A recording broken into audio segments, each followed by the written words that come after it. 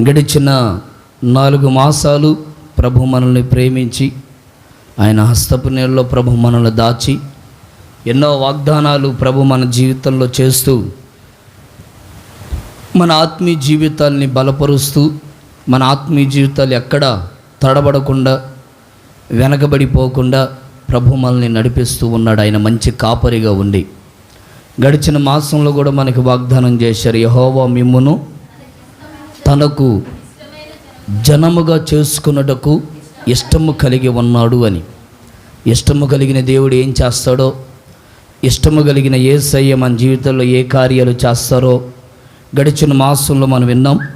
మరి ఈ మాసంలో కూడా ఓ చక్కటి వాగ్దానాన్ని ప్రభు మనకు అనుగ్రహించారు. ఈ 5వ మాసం మే మాసమంతా మీరు చేయుచున్న పనులు, మీ కుటుంబాలు, ప్రాంతమంతా ఆశీర్వదించబడునుగాక.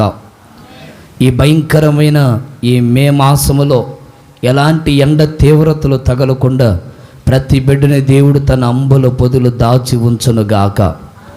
ప్రతి కీడు, ప్రతి శాపం ప్రతి కుటుంబాన్ని విడిచి తొలగిపోవునుగాక. ప్రతి బిడలో చేయుచున్న పనులు, ఉద్యోగాలు, వ్యాపారాలు, కూలి పనులన్నిటినీ ప్రభువే ఆశీర్వదించునుగాక. చేతులు పైకెత్తి గట్టిగా చెప్పండి, హల్లెలూయా, హల్లెలూయా.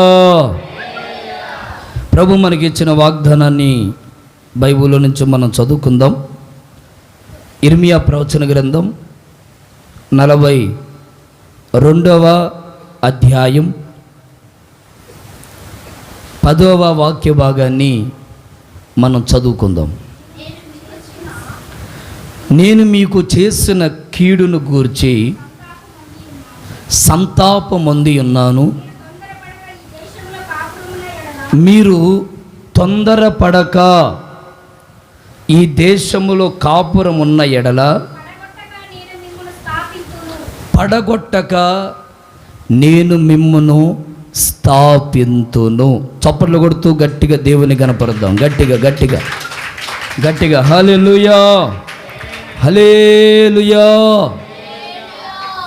ఇశ్రాయేలు ప్రజలందరికీ ఇర్మియా ప్రవక్త ద్వారా ప్రభు చెప్తున్నటువంటి ఓ వాగ్దాన పూర్వకమైన మాట. ప్రజలు, యోధా ప్రజలు, ఇశ్రాయేలు ప్రజలు వీళ్ళ పరిస్థితులు ఏమైపోయాయి అంటే వాళ్ళ క్రియలను బట్టి, వాళ్ళ పద్ధతులను బట్టి వాళ్ళు దేవునికి విరోధముగా పాపం చేస్తూ చిన్న చిన్నగా వెనకబడిపోతూ ఉన్నారు. వారి జీవితాలలో ఒక ఆశీర్వాదం కానీ, ఒక దీవెన కానీ అనుభవిస్తున్నట్లుగానే అనుభవిస్తూ అంతలోకి మాయమైపోతూ ఉన్నాయి ఆశీర్వాదాలు. అక్కడున్నటువంటి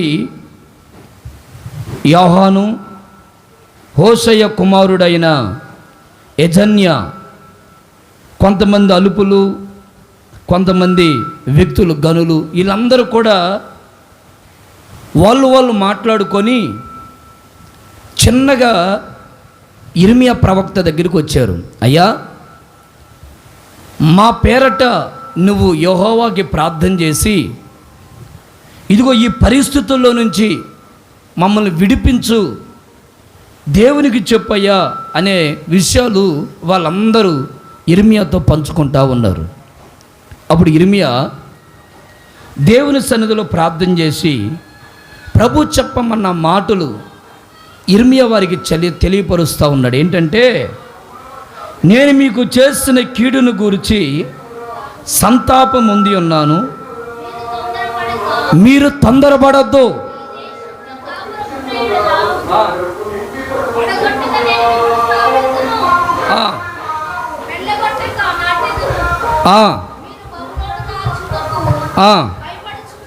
చూడండి, మీరు మాకు చేసిన కీడుని లేదా మీరు చేసుకున్నటువంటి కీడును గురించి మీరు ఇక దిగులు పడద్దు. మీరు అనుకుంటున్నారు అయ్యో నేను పెద్ద దుర్మార్గుణ్ణి, నేను పెద్ద పాపాత్ముణ్ణి, నేను ఇంత పెద్ద కీడు చేశానే దేవునికి, ఇంత పెద్ద అన్యాయం చేశానే, ఇక దేవుడు నన్ను ఏం క్షమిస్తాడు?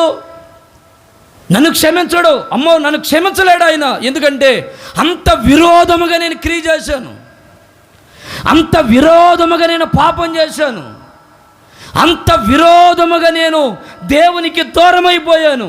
దేవుడు మమ్మల్ని క్షమించడం అనేది అంత సాధ్యమైన పని అయితే కాదు. ఇది భయంకరమైన క్షమించకూడని కీడు మేము చేశాం. అయితే దేవుడు అంటాడు, మీ కీడును గురించి మీరు సంతాపం నందొద్దు. మీరు భయపడిపోయి ఎక్కడికెక్కడికో పారిపోవద్దు. మీరు ఎక్కడున్నారో అక్కడే నిలబడండి. అయితే ఇప్పుడు ఆయన చేసే పని ఏంటంటే, పడగొట్టక నేను మిమ్మును స్థాపింతును. చేతుల పైకెత్తి గట్టిగా చెప్పండి, హల్లెలూయా, హల్లెలూయా. స్థాపింతును అంటే అర్థం ఏంటి? బైబిల్లో కొన్ని పర్యాయ పదాలు దాని గురించి రాయబడ్డాయి కొన్ని బైబిల్ వర్షన్లో. ఒకటి నడిపించుట, రెండవది మొదలు పెట్టుట, మూడవది అభివృద్ధి, నాలుగవ కోణం ఏంటంటే స్థిరపరుచుట. స్థాపించుట అంటే పర్యాయ పదాలు. దేవుడిది మొదలుకొని ఈ మాసములో మీరు చేయుచున్న ప్రతి కార్యాలన్నిటినీ ఆయన స్థిరపరుచునుగాక. మీ వ్యాపారాలని దేవుడు స్థిరపరుచునుగాక, మీ ఉద్యోగాలని దేవుడు స్థిరపరుచునుగాక, మీ పాడి పంటలను దేవుడు స్థిరపరుచునుగాక. పడగొట్టక దేవుడు స్థిరపరుచునుగాక, దేవుడే స్థిరపరుచునుగాక. మీ కుటుంబాలను దేవుడు స్థిరపరుచునుగాక. హల్లెలూయా. ఈ విషయాలు నేను చదువుతా వస్తే దైవజనులు యేసన్న గారు ఏదైనా ఒక గోడ లేకపోతే ఒక ఇల్లు కట్టించాడు అనుకోండి, రే అక్కడ ఒక చిన్న రూమ్, ఆ గోడ ఇట్లా లేపండి అని చెప్తే, అది కానీ కట్టిన తర్వాత ఆయనకి నచ్చకపోతే వెంటనే సాయంత్రానికి వచ్చి నాకు నచ్చలేదు, అది మళ్ళీ పడేసి మళ్ళీ కట్టండి అంటాడు. రమేష్ అన్న దగ్గర నేను సేవ చేసేటప్పుడు రాత్రంతా ప్రయాసపడి ప్లాస్టింగ్ అంతా చేసి ఒక చిన్న గోడలు కడితే, తెల్లారి అన్న మీటింగ్ పోయి వచ్చిన తర్వాత, అబ్బే నేను అనుకున్న రీతిలో అది రాలేదురా, దాన్ని మళ్ళీ పడేయండి అన్నాడు. కొన్ని సందర్భాల్లో మనం కష్టపడి, మనం ప్రయాసపడి, మనం సంపాదించుకున్నది మన చేతుల్లోంచి జారిపోయేటప్పుడు బాధగానే ఉంటుంది. కొన్నిసార్లు మనమే మన చేతులతో కట్టుకున్నప్పుడు పడిపోయిందనుకో, మనం చాలా బాధపడుతాం. అయితే అసలు ఎందుకు పడిపోతుంది, ఎందుకు పడిపోవాల్సి వస్తుంది అంటే, కట్టబడవలసిన రీతుల్లో కట్టబడకపోవడం వల్ల. యేసన్న గారు ఎందుకు పడేపించాడు, రమేష్ అని ఎందుకు పడేపించాడు అంటే, వాళ్ళు అనుకున్న రీచుల గోడ కట్టవల్ల. కట్టడం వేరు, ఎవరైనా కట్టుకుంటారు. ఒక్కొక్కరికి నచ్చినట్లుగా వాళ్ళు ఇల్లు కట్టుకుంటారు, ఒక్కొక్కరికి నచ్చినట్లుగా గుడిసె కట్టుకుంటారు. వాళ్ళకి ఏది నచ్చితే వాళ్ళకి నచ్చిన రూపంలో చెక్కుకుంటూ ఉంటారు. ఇప్పుడు దేవుని ఉద్దేశం ఏంటి?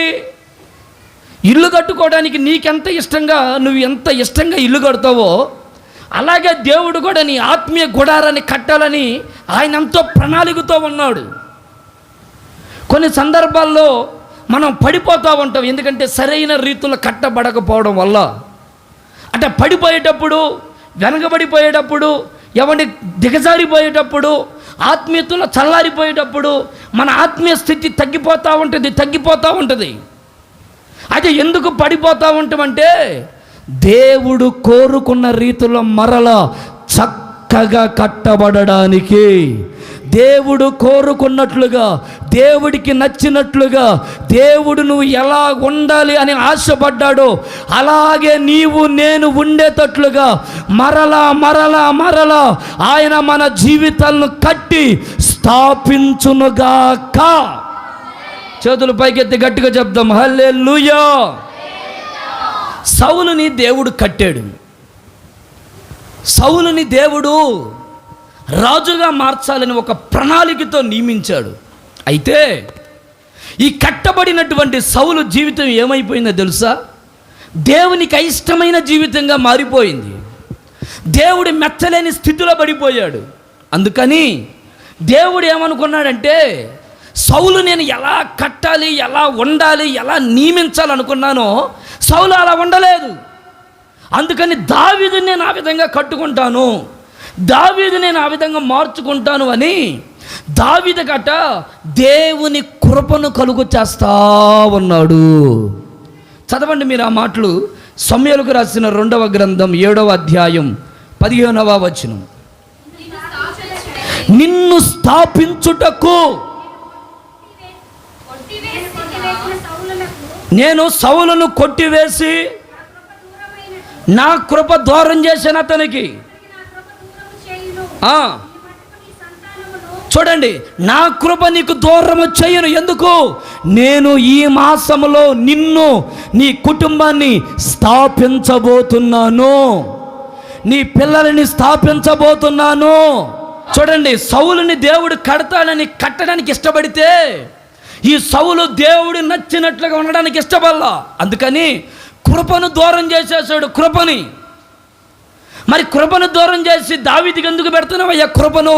నీ కృపను దావీదుకి ఎందుకు చూపిస్తున్నావయ్యా అంటే, నేను దావీదు కుటుంబాన్ని స్థిరపరచబోతున్నాను, దావీదు సంతానాన్ని స్థిరపరచబోతున్నాను, దావీదు రాజ్యాన్ని నిత్యము స్థిరపరచబోతున్నాను, దావీదు సింహాసనాన్ని నిత్యము స్థిరపరచబోతున్నాను.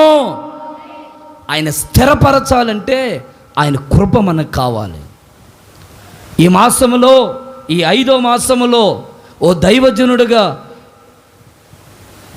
సంఘాన్ని, బిడలని దైవజనుడిగా ఆశీర్వదిస్తున్నాను.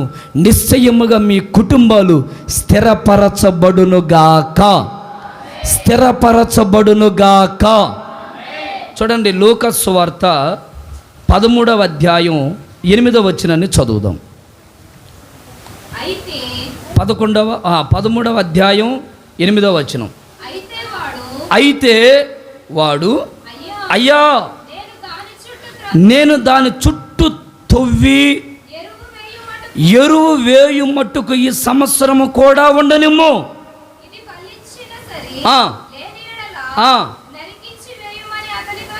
చూడండి, ఒకవేళ ఈ సంవత్సరంలో ఫలించకపోతే అప్పుడు నరికేయ్యా. యేసు ప్రభు ఒక ఉపమాన రీతిగా కొన్న వ్యక్తులకు చెప్తున్నాడు అంజూరపు చెట్టు గురించి. ఈ అంజూరపు చెట్టుని 3 సంవత్సరాల నుండి నీరు పోస్తున్నారు, 3 సంవత్సరాల నుండి ఎరువేస్తున్నారు, 3 సంవత్సరాల నుండి పెంచుతున్నారు.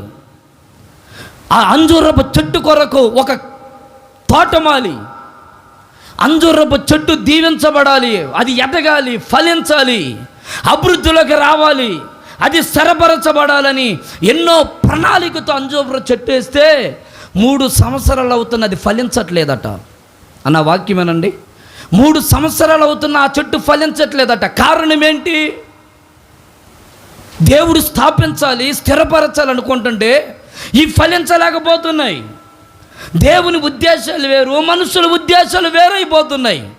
దేవుని ప్రణాళికలు వేరు, మనుషుల ప్రణాళికలు వేరైపోతున్నాయి. అందుకే ఆ తోటమాలి అంటాడు, అయ్యా 1 సంవత్సరం గడువు అయ్యా, ఒకవేళ ఈ సంవత్సరంలోనైనా ఆ చెట్టు ఫలించుద్దేమో. ప్రియులరా, దేవుడు మనకి కృపాకాలాన్ని చివరి కొస అంటారే, కొంచెం కొసరు పోయిండి అయ్యని, అట్లా ఈ కృపాకాలాన్ని కొంచెం మన కొరకు దేవుడు దాచి ఉంచాడు. భయంకరమైన శ్రమలు, రాబోతున్న ఉగ్రతని ఎవ్వడు తప్పించలేడు, తప్పించుకోవడానికి వీలు కానన్ని శ్రమలు. అయితే నీ కొరకు, నా కొరకు ప్రభు కొంచెం దాచుంచాడు ఈ కృపాకాలాన్ని. ఎందుకయ్యా అంటే, ఈ కృపాకాలములోనైనా మనం ఫలించి స్థిరపరచబడి దేవుని పాదాల దగ్గర గడిపైన రాజ్యానికి వెళ్ళాలని. దేవుడికి ఇచ్చిన సమయాన్ని దుర్వినియోగం చేయమాకు. దేవుడిచ్చిన నీకు ఇచ్చిన సమయాన్ని కాలక్షేపం చేసి సమయాన్ని కాళ్ళతో తన్నుకోమాకు. దేవుడికి ఇచ్చిన సమయాన్ని దుర్బలంగా వ్యాపారాలకి, పనులకి, ఉద్యోగాలకి, చేతి పనులకి వ్యర్థంగా ఖర్చు పెట్టుకోమాకు. దేవుడిచ్చిన సమయాన్ని ఈ కృపాకాలంలోనే స్థిరపరచబడడానికి ఉపయోగించుకుందువుగాక. చేతులు పైకెత్తి గట్టిగా చెప్దామా? హల్లెలూయా. పడగొట్టక నేను మిమ్మును స్థాపింతును. ఏ ఏ విషయాలు నువ్వు పడిపోయావో, ఏ ఏ విషయంలో స్థిరం లేకుండా ఉన్నావో, ఉద్యోగం చేస్తున్నావు కానీ స్థిరం లేదు, వ్యాపారం చేస్తున్నావు స్థిరం లేదు, పనులకు వెళ్తున్నావు స్థిరం లేదు, ఏమన్నా కార్యక్రమాల నిమిత్తం ఎదురు చూస్తున్నావు కానీ స్థిరం లేదు, ఏ ఏ విషయాల్లో నువ్వు పడిపోతూ లేస్తూ ఉన్నావో, ఈ మాసములో ప్రభు పడగొట్టక నిన్ను స్థిరపరుచునుగాక. దేవుడు ఎలా మనల్ని స్థాపిస్తాడు? బైబిల్లో నుంచి ఒక 3 విషయాలు క్లుప్తంగా నేను చెప్పి ముగించేస్తాను. దేవుడు మనల్ని ఎలా స్థాపిస్తాడో క్లుప్తంగా ఒక 3 విషయాలు చెప్తాను. మొదటి మాట, ఇర్మియా ప్రవచన గ్రంథం 33వ అధ్యాయం 7వ వచనం. ఇర్మియా ప్రవచన గ్రంథం 33వ అధ్యాయం 7వ వచనం. చెరలోనున్న వారిని, యోధా వారిని, ఇశ్రాయేలు వారిని నేను రప్పించుచున్నాను. చూడండి, మొదట ఉండినట్లు వారిని స్థాపించుచున్నాను. ఒకసారి గట్టిగా చప్పట్లు కొడుతూ దేవుని కనపరచండి. గట్టిగా హుషారు కొట్టండి అందరూ గట్టిగా. హల్లెలూయా.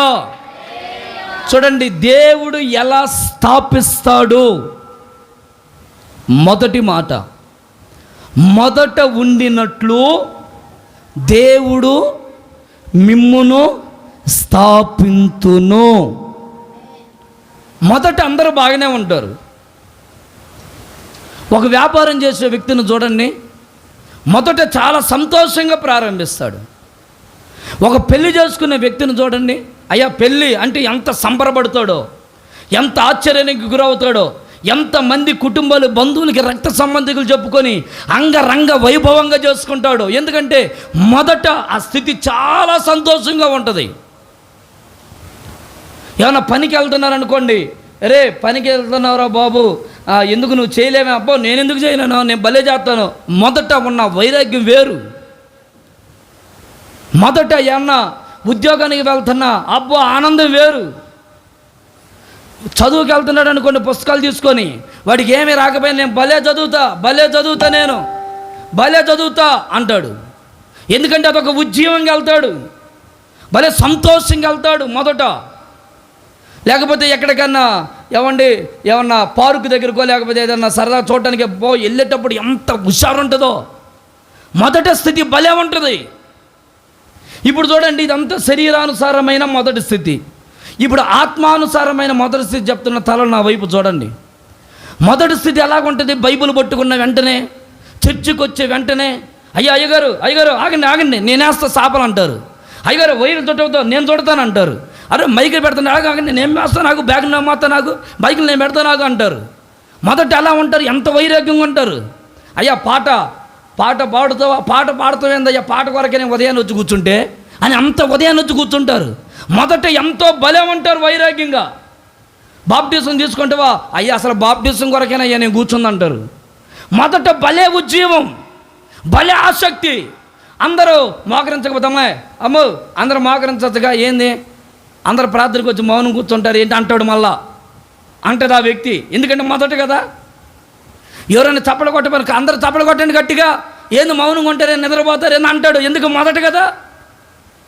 మొదట భలే ఉంటుంది. భక్తి అయినా సరే, ఏదైనా సరే ప్రారంభించినప్పుడు ఆ మొదటి స్థితి చాలా సంతోషం ఉంటుందా. కొంచెం లోతులకి కొన్ని రోజులు గడిస్తే ఏమైపోద్దంటే మొదటి స్థితి ఇంకా కనపడదు, మొదట ఉద్యమం ఉండదు.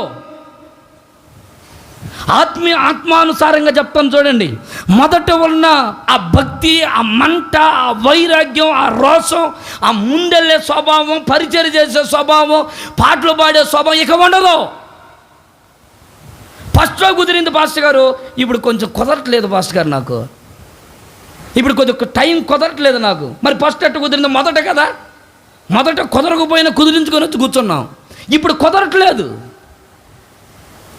మొదట నేనే ఫస్ట్ పాట పాడాలా, నేనే మొదట ఉండాలా, నేనే పరిచయం చేయాలా. అందరూ అయిపోయి వెళ్ళిపోతున్నా, అయ్యా ఏందయ్యా నువ్వు వెళ్ళవంటే, ఏం వెళ్తానులే పాస్టర్ గారు, ఇంటికి వెళ్తే అసలు చర్చిలో ఉంటే భలే సంతోషంగా ఉందయ్యా, అసలు చర్చిలోనే ఉండాలనిపిస్తుంది అయ్య గారు అని అంటారు. మరలా రాను రాను కొద్దిగా లోపలికి వెళ్ళేకి ఏమైపోతుందంటే ఆమె అనగా కనబడకుండా మాయమైపోతున్నారు. ఏమైపోయింది? భక్తి ఏమైపోయింది? విశ్వాసం ఏమైపోయింది? పరిశుద్ధత ఏమైపోయింది? ఒక వ్యాపారస్తుడు కూడా అంతే, వ్యాపారం చేస్తాడు భలే సంతోషంగా, మధ్యలోకి వెళ్ళిన తర్వాత ఏం సంగతి అంటే ఏముందలయ్యా తప్పదుగా అన్నట్లుగా నిరాశగా చెప్తాడు. ఫస్ట్ భలే ఉద్యోగంగా ఉంటారు. చర్చికి వెళ్తున్నామంటగా అసలు నేను తెల్లబట్టలు వేసుకుని వెళ్తాను, అయితే నేను దేవుని మందిలో కనపడతాను అని అంటాడు. మరి ఏంది ఈ మధ్య వెళ్ళట్లేదు, కొంచెం కుదరట్లేదు, పనులు ఎక్కువైపోయినాయి, నాకు కొంచెం కుదరట్లేదు అంటాడు. ఫస్ట్లో వెళ్ళిన వ్యక్తికి వైరాగ్యంగా ఉన్న వ్యక్తి ఇప్పుడు ఎందుకు కుదరట్లేదు అంటే మొదటి స్థితి ఇప్పుడు ఏమైపోయింది? అందరు నోరు తెరిచి చెప్పండి, నా వైపు చూస్తా, అందరు చెప్పండి నోరు తెరిచి. మొదటి స్థితి ఏమైపోయింది అంటే దేవుడు తగ్గిస్తున్నాడా, నువ్వు తగ్గించుకుంటున్నావా? ఇశ్రాయేలు ప్రజలు ఐగుప్తు నుండి వచ్చారు. ఐగుప్తు నుండి మోషే ఐగుప్తులోకి వెళ్ళి, ప్రజలారా, ఇశ్రాయేలు ప్రజలారా, దేవుడు మిమ్మల్ని కానాను అనే ప్రాంతానికి నడిపించడానికి ఇష్టపడ్డాడు, బయలుదేరి రండి. అప్పుడు వేశారు పాఠాలు, ఏమని? యోర్దాను ఎదురైనా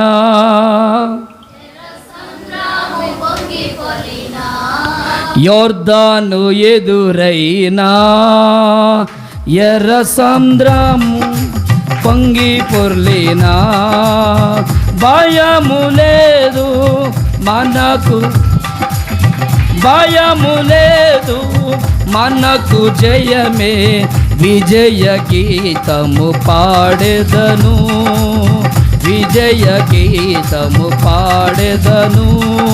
హోసన్నా, అందరు గట్టిగా హోసన్నా, ఆమేన్, హోసన్నా జయ మనకే, చప్పలు కొడుతూ హోసన్నా జయ మనకే, హోసన్నా జయ మనకే. చప్పలు కొడుతూ పడదామా, నోరు తెరిచి గట్టిగా ఆమేన్, గ్లోరీ, హల్లెలూయా. హోసన్నా జయ మనకే, హోసన్నా జయ మనకే, యేసు రాజుల రాజులరా. చప్పలు కొట్టండి గట్టిగా ఆమేన్. త్వరగా వాచుచుండే, త్వరగా వాచుచుండే, హోసన్నా. హల్లెలూయా. ఎవరైనా చప్పట్లు కొట్టుకుపోయారు అనుకో, ఏం చప్పట్లు కొట్టకుండా కూర్చున్నా, కొట్టు గట్టి కొట్టు గట్టి కొట్టు అంటావు. మొదట ఐగుప్తు నుండి వచ్చేటప్పుడు ఎంత ఉజ్జీవంగా వచ్చారో, ఎంత ఆనందంగా వచ్చారో, ఎంత ఆశీర్వాదముతో, అబ్బా మోసే, అబ్బా దేవుడా, అసలు నీ తర్వాతనయ్యా ఎవరైనా అని ఎన్ని పొగడతలో. ఇప్పుడు మధ్యలోకి వచ్చేలకి ఏమైపోయింది? మధ్యలోకి వచ్చేలకి ఏమైపోయిందండి? ఆసక్తి మొత్తం చల్లారిపోయింది. ఇప్పుడు ఏమంటారంటే అనవసరంగా వచ్చామయ్యా, ఆ ఐగుప్తులనే ఏదో ఒక సాకిరి చేసుకుని అక్కడే సస్తే బాగుండేది, అనవసరంగా వచ్చాం అంటే ఏమైపోయింది? మొదటున్న ఆ ఉద్యమం ఇప్పుడు ఏమైపోయింది? చల్లారిపోయింది. కారణం ఏంటంటే దేవుడు కాదు మారుస్తుంది, దేవుడు కాదు చల్లారుస్తుంది, దేవుడు కాదమ్మా ప్రారంభం బాగున్నా కదా కొంచెం తగ్గని దేవుడు కాదు అంటుంది. మనిషి గుణాతిశయాలు మారిపోతున్నాయి. ఈ కడవరి దినాలలో, ఈ అంత్య దినాలలో బైబిల్ చెప్తున్న సత్యం ఏంటో తెలుసా? మొదట స్థితి కన్నా కడపటి స్థితి ఘోరమైపోతుంది, జాగ్రత్త. మొదట స్థితి కన్నా కడపటి స్థితి ఘోరమైపోతుంది, జాగ్రత్త. ఎందుకు? మొదటున్న ప్రేమ కూడా ఈరోజు నీకు ప్రేమ లేకుండా పోయింది. మొదట్లో ఉన్న ఆసక్తి కొంచెము కూడా ఇప్పుడు లేకుండా పోయింది. మొదట్లో ఉన్న ఆ మంట ఇప్పుడు రాను రాను రాను రాను నిదానంగా నిదానంగా నిదానంగా రావడం ప్రారంభమైంది. భక్తి నిదానంగా నత్త నడిచినట్టు అయిపోతుంది, ప్రార్థన జీవితం నత్త నడిచినట్టు అయిపోతుంది. అయ్యా అందరు మోకరించండి, కొద్ది నిమిషాలు ప్రార్థన చేద్దామంటే ఏమంటే టక అందరూ మోకరించి ప్రార్థన చేసేవాళ్ళు. ఇప్పుడు చిన్న చిన్నగా ఎక్కడ అవకాశం దొరుకుతుంది, కుర్చీలు దొరికితే కుర్చీలు, బయట దొరికితే పిల్లల్ని ఎత్తుకొని బయటకు పోవడం, లేకపోతే ఫోన్లు దొరికితే ఫోన్లు. అంటే ఇప్పుడు ప్రార్థన సమయం ఏమైపోతుందంటే దొంగిలిచ్చేస్తున్నారు. ప్రార్థన సమయం అంతా ఏమైపోతుందంటే, ఒకప్పుడు అమ్మ ఏంది 7 అయినా ఇంకా కూర్చోలేదు, 7:30 అయినా ఇంకా కూర్చోలేదు, కాదు కూర్చోండి కాసేపు ప్రార్థన చేద్దాం, కూర్చో, ఏంది ఈరోజు లేట్ అయ్యావు, ఒక పాట పాడు అంటావు. ఇప్పుడు ఏమైపోయింది, మీరు చేసుకోండి, నాకు కుదరట్లేదు. అమ్మ అవమ్మ తల్లి ఏనండి అమ్మ, ఇప్పుడు నాకు కుదరట్లేదులే మీరు చేసుకోండి అంటున్నారు. అంటే కారణం ఏమైపోయింది, మనమే చల్లారిపోతున్నాం. ఒకప్పుడు అమ్మ ఎవరు వేసుకోమన్నారమ్మ నేను వైట్ బట్టలు, అయ్యా పాస్టర్ గారు మనం దేవుని బిడ్డలమయ్యా, తెల్లని వస్త్రాలతో దేవుని స్తుతించాలయ్యా అని అన్నావు. మరి ఇప్పుడు రాను ఏమైపోతుంది, కలర్ వైట్ బట్టలు ఏమైపోతున్నాయి, కాస్త మళ్ళా మధ్య వారాల్లో ఏమైపోతాయి, మారిపోతామంటే. ఎందుకు మారుతాయి తల్లి అంటే అంటది నానలేదంటది మళ్ళా. అంటే ఏమైంది, ప్రారంభంలో వద్దంటేగానే వేసుకుని పరిగెత్తివే, ఇప్పుడు ఏమైపోయింది సిగ్గు. అక్క నాగమనక్క, ఇప్పుడు ఏమైపోయింది చల్లారిపోతున్నారు. ఒకప్పుడు నాకు ఏమి వద్దయ్యా, అలంకరణ వద్దయ్యా అన్నవాళ్ళు ఇప్పుడు ఏమైపోతున్నారు, చిన్నగా పిల్లల దగ్గర నుంచి ప్రారంభం అవుద్ది. ఏంటిది సోకులు, చిన్న పిల్లల దగ్గర నుంచి స్టార్ట్ అయితే ఇంకా అక్కడి నుంచి మనకు కూడా వచ్చేస్తుంది. ఏమైపోయింది, ప్రారంభం ఎలా ఉన్నావు, ఇప్పుడు ఎలా ఉన్నావు, ప్రారంభం నీ స్థితి ఏంటి, ఇప్పుడు నీ స్థితి ఏంటి, ప్రారంభం ఎంత బాగా దేవుని మందిరంలో ఎదిగావు, ఇప్పుడు ఎలాగున్నావు, ప్రారంభంలో దేవుని కొరకు ఎంతైనా చేసేవాడివి. అయ్యా ఈరోజు దేవుని మందిరంలో ఈ చిన్న పని ఉందంటే పాస్టర్ గారు ఆ సొలమనన్నా, ఆ మదనా, ఆ మాధవనా ఏంది ఎక్కడ ఎంత వేసుకున్నారు మీరు, సరే కానీ ఇదిగో పట్టు కానీ నాది ఇది అంటంటివే. ఇప్పుడు నాకు ఈ నెలలో భలే ఖర్చులు అయిపోయినాయి అయ్యా, మీరు చూసుకోండి అట్టగట్ట. అప్పుడేమని, అప్పుడు లేవు, ఖర్చులు ఉన్నాయి. అప్పుడు దేవుని కొరకు చెయ్యాలనే చెయ్యి వచ్చింది, ఇప్పుడు దేవుని కొరకు చెయ్యాలంటే చెయ్యి కిందకు పోతుంది. అప్పుడే మీరు డబ్బులు తెచ్చిమని కాదు, నీ స్థితిని ఎందుకు మార్చుకుంటున్నావు, నీ భక్తిని ఎందుకు మార్చుకుంటున్నావు, నీ ప్రార్థన జీవితాన్ని ఎందుకు మార్చుకుంటున్నావు, నీ విశ్వాసపు జీవితాన్ని ఎందుకు మార్చుకుంటున్నావు. ఒకప్పుడు నువ్వు ఎలాగున్నావు, ఇప్పుడు ఎలాగున్నావు. ఒకప్పుడు ప్రార్థన అంటే ఎంత ముందుండే వ్యక్తివి, ఇప్పుడు ఎందుకు వెనకబడిపోతున్నావు. ఒకప్పుడు ఏమి చెప్పకపోయినా ముందొచ్చేవాడివి, ఇప్పుడు ఎందుకు బతిములాడించుకుంటున్నావు. అంటే నీ స్థితి ఏమైపోతుందంటే తగ్గుతుంది. ఇజ్రాయేల్ ప్రజలు చేసిన ఈ చెడు నడవడిక వల్ల వాళ్ళంతటికి వాళ్ళే దేవునికి దూరం అయిపోతున్నారు. వాళ్ళంతటికి వాళ్ళే ఆ రోజులలో దేవుని వాక్కు అరుదైపోతే ఇర్మియాని తీసుకోబోయి చెరసాల్లో ఖైదీలో పడేస్తే ఆ చెరసాల్లో ఉన్న ఇర్మియా దగ్గరికి వెళ్ళి, అయ్యా మా స్థితి ఏంటయ్యా, నువ్వు ఖైదీలో ఉన్నా ఓకే, మా కొరకు మొరపెట్టయ్యా, మా కొరకు ప్రార్థన చేయయ్యా, మమ్మల్ని మేము ఎలా ముందుకెళ్ళాలో మా స్థితి గురించి ఒక్కసారి అడుగయ్యా దేవునికి. అప్పుడు దేవుడు అంటారు, చెరలో నుండి యోధా వారిని ఇశ్రాయేలు వారిని నేను మరలా రప్పిస్తాను. ఏ విషయాలను కోల్పోయావో, ఏ విషయాల్లో వెనకబడిపోయావో, ఏ విషయాల్లో ఆత్మీయతలో దిగజారిపోయావో, ఏ విషయాల్లో నష్టపోయావో దేవుడు మరలా వాటన్నిటినీ నీకు అనుగ్రహించబోతున్నారు. దేవుడు మీకు వాటన్నిటిని అనుగ్రహించబోతున్నారు. ఆరోగ్యాన్ని కోల్పోయావా సహోదరుడా, ఆరోగ్యాన్ని దేవుడు నీకు ఇచ్చునుగాక. సంతానాన్ని కోల్పోయావా, దేవుడు నీకు అనుగ్రహించబోతున్నాడు. అప్పుల సమస్యలో కూరుకుపోయావా, దేవుడు నిన్ను లేవనెత్తబోతున్నాడు. ఆర్థిక ఇబ్బందులతో నలిగిపోతున్నావా, దేవుడు నీ స్థితిని మార్చబోతున్నాడు. అనారోగ్యంలో పాలైపోతున్నావా, దేవుడు నిన్ను బాగు చేయబోతున్నాడు. భక్తులో దిగజారిపోయావా, దేవుడు నిన్ను మరలా పైకి లేవనెత్తబోతున్నాడు.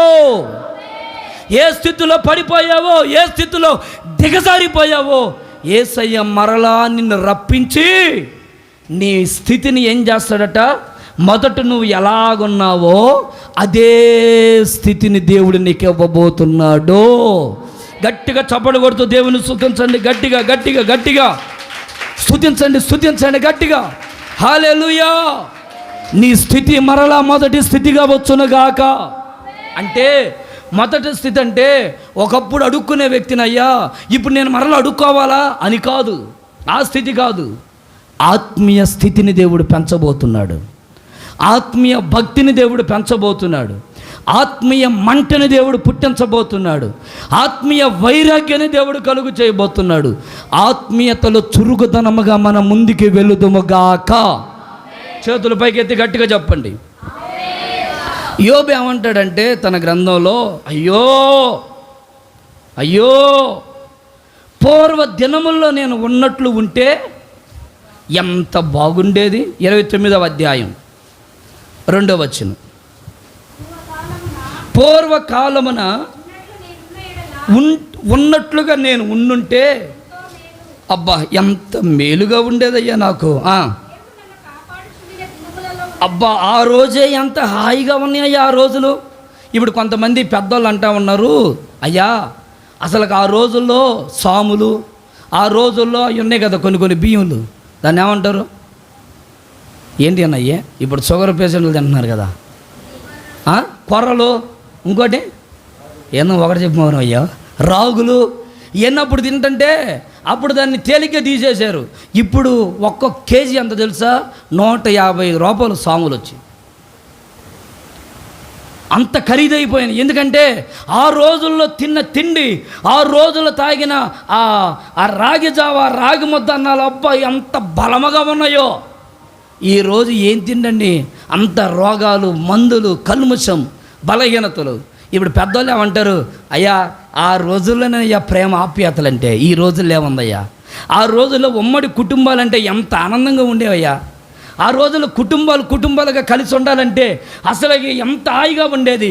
ఇప్పుడేంటోనయ్యా, అబ్బా కుటుంబం ఉండాలంటే ఏంది, ఇంకెంతసేపు ఉంటావు అమ్మోళ్ళ ఇంట్లో, కదలవా, బయలుదేరవా, ఏంది మీ అక్కలు వస్తున్నారు, ఏంది మీ అమ్మలు వస్తున్నారు, ఏంది మీ అన్నోళ్ళు, ఏంది మీ సంగతి, పా మన ఇద్దరం సపరేట్గా ఉందాంపా, అబ్బాయి ఎట్టయితే నేను ఉండను అంటే ఇప్పుడు ఏమైపోయింది, మాట్లాడేందండి ఎవరు. ఇప్పుడు ఏమైపోయినాయి, ఆ రోజుల్లాగా ఇప్పుడు లేవు. ఆ రోజుల్లో చిన్న పని అంటే ఊరోళ్ళందరూ కలిసి, అప్పుడు పెళ్ళిళ్ళు జరిగేటప్పుడు నేను చిన్నప్పుడు ఉన్నప్పుడు అయితే పెళ్ళి, ఎవరన్నా ఇంటికి పెళ్ళి జరుగుతుంటే వాళ్ళ ఇంటికి పోయి అందరూ పోయి పెయింటింగ్లు వేసేవాళ్ళు, అవన్నీ చక్కగా అతికిస్తూ ఉండేవాళ్ళు, ఏమంటే రంగులు వేసేవాళ్ళు, ఎంత ఆనందంగా ఉండేదో.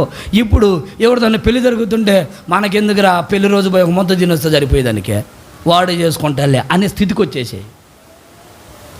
మొదటి రోజుల్లో ఉన్నట్లు ఇప్పుడు లేవు. మొదటి దినాల్లో ఉన్న సంతోషం, సంతృప్తి ఇప్పుడు లేదు. ఎంత హాయిగా ఉండేది మొదట్లో, ఇప్పుడు లేదు. ఎందుకంటే కల్చర్ మారిపోయింది, పరిస్థితులు మారిపోయాయి. కానీ భక్తిలో మార్పు రాకూడదు, అది దేవుడు చెప్పేది. రాజులు మారినా, రాజ్యాలు మారినా, ప్రజలు మారినా, ప్రజల మనస్తత్వాలు మారినా, క్రైస్తవుడు మారకూడదు. క్రైస్తవుడు పునాదిగా నిలబడాలి. క్రైస్తవుడు దేవుని కొరకు ఎప్పుడు వెలుగుతూ ప్రజ్వరిల్లే దీపముగా మార్చబడాలి. క్రైస్తవుడు కులం మారినట్లు, మతం మారినట్లు, రాజులు మారినట్లు, రాజకీయ నాయకులు మారినట్లుగా క్రైస్తవులు మారకూడదు. ఒక రాజకీయ నాయకుడు ఒక దాంట్లో కానీ పోటీ చేస్తే, ఒకవేళ ఆ పోటీ చేసిన వ్యక్తి గెలవకపోతే, గెలిచాడు అనుకోండి, అవతల ఉన్న పెద్ద పార్టీ దాంట్లో రాకపోతే ఈయన ఏమైపోతాడు తెలుసా, అతని ఆస్తులన్నీ కాపాడుకోవడానికి వెంటనే దాంట్లోకి మారిపోతాడు, వెంటనే మారిపోతాడు. అయ్యా ఇప్పుడు దాకా దీని కొరకు పోటీ చేస్తే నువ్వు గెలిపించాం కదా, వారు గెలిపించావు, నా ఆస్తులన్నీ పోతాయి, నేను మారిపోవాలి. ఒక రాజకీయ నాయకుడు మారిపోయినట్లు క్రైస్తవుడు మారిపోతున్నాడు. భక్తి మారిపోతుంది, సంఘాలు మారిపోతున్నాయి, పరిస్థితులు మారిపోతున్నాయి. కుటుంబాలు చిన్న విన్నలు అవడానికి కారణం కుటుంబాల్లో ఉంటున్న భర్త భార్య మార్పు వల్లే, ఇక వేరే కారణం కాదు. నీ మార్పు, నువ్వు మారిపోవడం వల్ల, చూపించే మొదటి ప్రేమ చూపించకపోవడం వల్ల, దేవుని సన్నిధిలో నీ కుటుంబాన్ని మొదట ఎంత ప్రేమించావో, నీ తల్లిని ఎంత ప్రేమించావో, నీ తండ్రిని ఎంత ప్రేమించావో, నువ్వు ఎంత విశ్వాసంగా ఉన్నావో, ఈ రోజున అదే ప్రేమ విశ్వాసం నీలో దూరమైపోతుంది. అందుకే బైబిల్ అంటుంది, బైబిల్ చెప్తుంది, నేను మిమ్మల్ని ఎలా స్థాపిస్తానో తెలుసా, మొదటలో మీరు ఉన్నట్లుగా ఆత్మీయ స్థితిని మరలా దేవుడు మీకు దయచేయునుగాక. యోబంటాడు, అయ్యో నేను మొదట్లో ఉన్నట్లుగా నేను ఉండుంటే నాకు ఎంత మేలుగా ఉండేది. ఒకప్పుడు నేను దేవుని సన్నిధిలో ఎంత హాయిగా బతికాను, ఎంత ఆనందంగా బతికాను. ఈ రోజులో బ్రతకలేకపోవడానికి కారణం నీ అనాలోచన, నీ అవిధేయత. దేవుని సన్నిధికి దూరం అయిపోవడానికి కారణం దేవుడు అంటే విలువ లేకపోవడం, దేవుడు అంటే భయం లేకపోవడం, దేవుని సన్నిధి అంటే లెక్క లేకుండా పోవడం. ప్రియులారా, దేవుని వాక్యం మీద మీ మనస్సు నిలపండి. ప్రకటన గ్రంథం 2వ అధ్యాయం 4వ వచనంలో రాయబడింది, ఎఫెసులో ఉన్న సంఘమట మొదట్లో ఉండిన ప్రేమను ఏం వదిలేసింది? సంఘం ఏం వదిలేసింది? అందరు నోరు తెరిచి చెప్పండి తల్లి. సంఘం ఏం వదిలేసిందమ్మా? ప్రేమను వదిలేసింది. మొదట్లో ఉన్న ప్రేమ సంఘములో లేదు. వింటున్నారా సంఘ బిడ్డలందరూ? ఒకసారి కళ్ళు తెరిచి నా వైపు చూస్తా వినండి. మొదట్లో ఉన్న ప్రేమ సంఘములో అరుదైపోయింది. ఎఫెసులో ఉన్న సంఘమట ఆ ప్రేమను వదిలిపెట్టేసింది. దేవుడు వదిలిపెట్ల, సంఘం వదిలేస్తుంది ప్రేమ. సంఘం అంటే ఎవరో? నీవు నేనే. ఇప్పుడు నేనేమైపోతున్నాను రానంటే నాలో ఉన్న ప్రేమ చల్లారుతుంది, నాలో ఉన్న విశ్వాసం చల్లారుతుంది. నేనే భక్తిని వదిలేస్తున్నాను. నువ్వు భక్తిని వదిలేస్తున్నావు, నువ్వు ప్రార్థన జీవితాన్ని వదిలేసుకుంటున్నావు, నువ్వు ప్రేమను వదిలేసుకుంటున్నావు, నువ్వు నీ సుఖభోగాల కొరకు దేవుని సన్నిధిని వదిలేసుకుంటున్నావు. సంఘము వదిలేస్తుందని బైబిల్ చెప్తుంది. సంఘం అనగా మనమే, సంఘం అనగా మనమే. మరి నువ్వేం వదిలేస్తున్నావు దేవుని మందిరంలో? ఈ 5వ మాసంలో ప్రభు మనకు వాగ్దానం చేస్తున్నారు, మరలా నేను మీ స్థితిని స్థాపించబోతున్నాను. గట్టిగా చేతులు పైకెత్తి చెప్పండి, హల్లెలూయా. మొదట ఉన్న ప్రేమను, మొదటున్న స్థితిని దేవుడు మనకి ధారాళముగా దయచేయునుగాక. యోహాను రాసిన మొదటి పత్రికలో 2వ అధ్యాయం 7వ వచనంలో ఒక మాట రాయబడింది, చదవండి. ప్రియులారా, మొదట నుండి మీకున్నటువంటి పూర్వపు ఆజ్ఞయే గాని నేను ఏం రాయట్లేదే, ఫస్ట్ ఉన్న వాక్యమే. అది ఫస్ట్లో నుంచి వస్తున్న ఆజ్ఞ ఒకటే, వాక్యము వాక్యము వాక్యము. వింటున్నారా? మొదట్లో ఉన్న ఆ మాట అది ఒక్కటే. మరల కొత్త ఆజ్ఞలు నేనేం రాయట్లా, చట్టాలు ఏం తీసుకురావట్లేదు కదా. పాత నిబంధనలోనైనా కొత్త నిబంధనలో అయినా ప్రభు చెప్పింది ఒకటే, వాక్యాన్ని ప్రేమించు, వాక్యాన్ని ప్రేమించు, వాక్యానికి లోబడు, వాక్యాన్ని అంగీకరించు, వాక్యముతో సావాసము చెయ్యి. ఎంతమంది దేవుని వాక్యంతో సావాసం చేస్తున్నారు? ఎంతమంది వాక్యాన్ని చదువుతున్నారు? ఫస్ట్లో కొంతమంది సాక్ష్యాలు చెప్పేవాళ్ళు, పాస్టర్ గారు నేను 2 అధ్యాయాలు రోజుకు వచ్చాక 5 అధ్యాయాలు చదువుతున్నాను అన్న ఎట్లాగైనా సరే 3 నెలల్లో నేను బైబిల్ కంప్లీట్ చేస్తాను, మేము పోటీ పెట్టుకొని చదువుతున్నాం అన్న, మేము ఇప్పుడు నేను చదువుతున్నాను ఆ మాట అన్న, నాకు పలానా అధ్యాయంలో ఒక చిన్న డౌట్ ఉంది, అది ఏంటి అని అడిగేవాళ్ళు. ఇప్పుడు ఏమైపోయింది, అసలు బైబిల్ తీస్తే కదా డౌట్లు వచ్చేది. బైబిల్ గురించిన అవగాహన వస్తే కదా. ఒక్క పూటైన బైబిల్ చదువుతున్నావా? ఒక్క అధ్యాయమైన బైబిల్ చదువుతున్నావా? ఏది నీ స్థితి? అది అసలు భక్తి అంటేనే బైబిల్ చదువుకోవడం కదా. ఏం చదువుతున్నా? బైబిల్ ఒక్క అధ్యాయమైన చదువుతున్నావా? ప్రతి వారం నేను చెప్పడం, నువ్వు వినడం, బైబిల్ తీసుకోబోయి ఎక్కడున్నది అక్కడ పెట్టడం, నీ పనికి నువ్వు పోవడం. ఆదివారం గుర్తొస్తే స్టైల్గా వచ్చి కూర్చొని ఆ బైబిల్ కూడా ఓపెన్ చేయకుండా పక్కన పడేసి ఆమె అనగానే ఇంకా ఆమెను కళ్ళు మూసుకొని వెళ్ళిపోవడం. ఇదేనా? స్థితి మార్చబడాలా, స్థితి మార్చబడాలా. స్తోత్రం చెప్పండి గట్టిగా, హల్లెలూయా. హెబ్రీయులకు రాసిన పత్రికలో ఏం రాయబడిందంటే, మొదట మీకున్న దృఢ విశ్వాసం, ప్రేమ, వీటిలో మనం నిలిచి ఉండాలి, వీటిలో మనం నిలిచి ఉండాలి. స్తోత్రం. గలతీయులకు రాసిన పత్రిక 3వ అధ్యాయం 3వ వచనం ఒకసారి చదవండి, నేను ముందుకు వెళ్తాను. మీరు ఎంత అవివేకులైతిరా.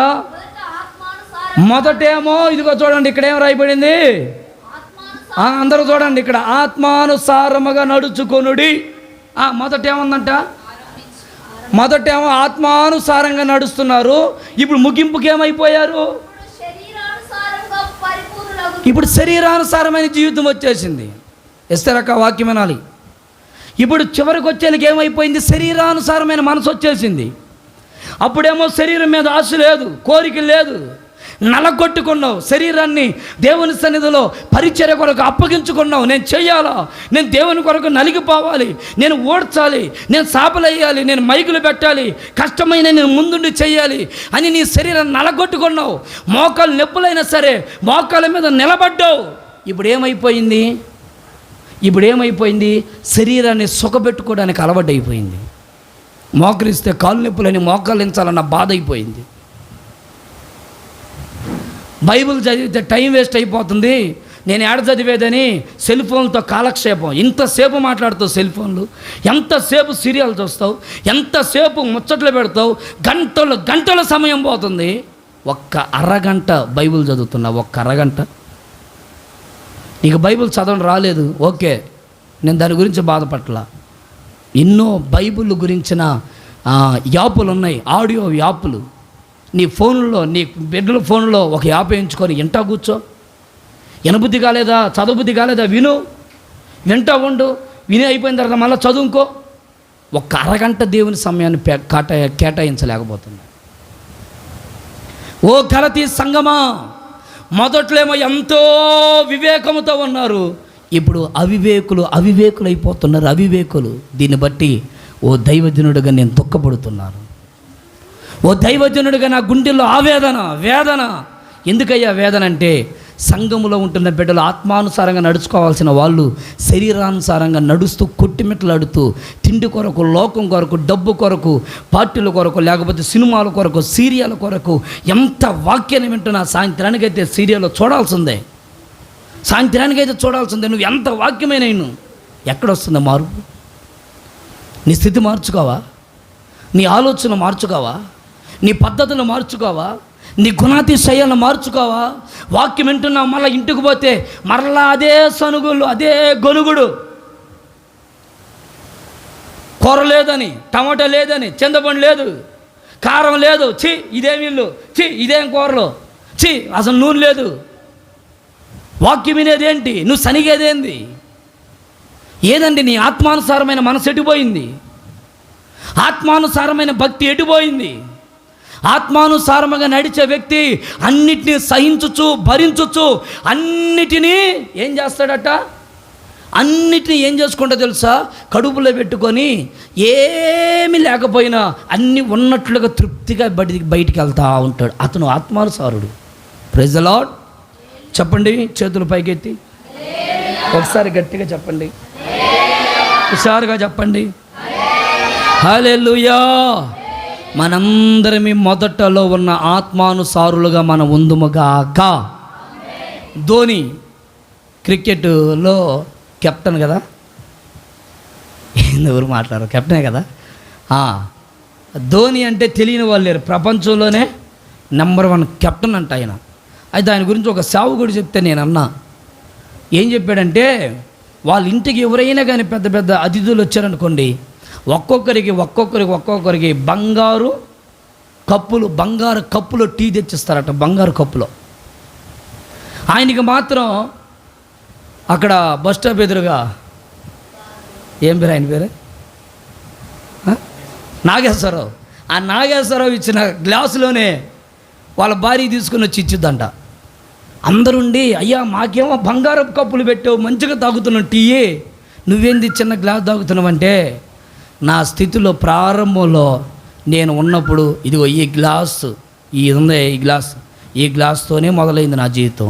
నా స్థితి ఎంత పెద్దది వచ్చినా, నేను ఎంత ఆశీర్వదించబడినా, ఈ గ్లాసును చూసినప్పుడల్లా నేను మొదట్లో ఎలాగున్నానో అలాగే నేను జీవించాలి.